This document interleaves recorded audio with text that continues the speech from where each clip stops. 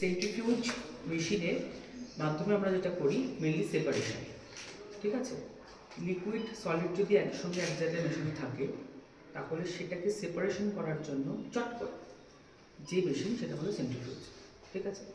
এবারে সলিড আর লিকুইড বলতে তো অনেক রকম ডেন্সিটির সলিড থাকে। তো এবার ধরো এমন একটা ডেন্সিটির সলিড যেটাকে আমরা সহজে নিচে নামাতে পারছি না, এটা ওই জলের বাটির মধ্যে পাথর না যেটা করে পড়ে যাবে।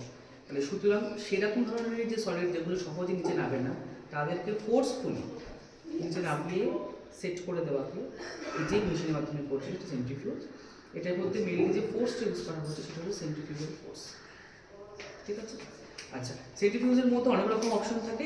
এটা একদম সিম্পল একটা সেন্ট্রিফিউজ যার মধ্যে দেখো 6খানা মাত্র আমরা টেস্ট টিউব বা 6খানা আমরা স্যাম্পল দেওয়ার জায়গা পাচ্ছি, এবং বসানোর সিস্টেমটা হলো সবসময়তে অপোজিটে এবং মোটামুটি সেম ভলিউম মেনটেন করে, ব্যালেন্স করে। মানে ধরো 1 আর আমি যদি এটাকে তোমার 4 ধরি, 1 আর 4 যদি বসেন তাহলে মোটামুটি যেন ভলিউম সেম থাকে এবং ব্যালেন্সের সাথে ঠিকঠাক হবে। এটা তাই হয়তো এটা কম আছে, এটা বেশি হচ্ছে চাপ নেই, কিন্তু এটাই সেম থাকবে, অপোজিট ডিরেকশনটা সেম থাকতে হবে মোটামুটি।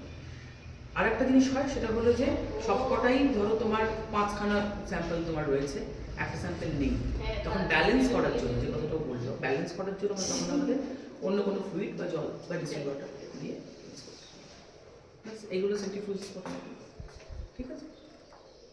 সেটা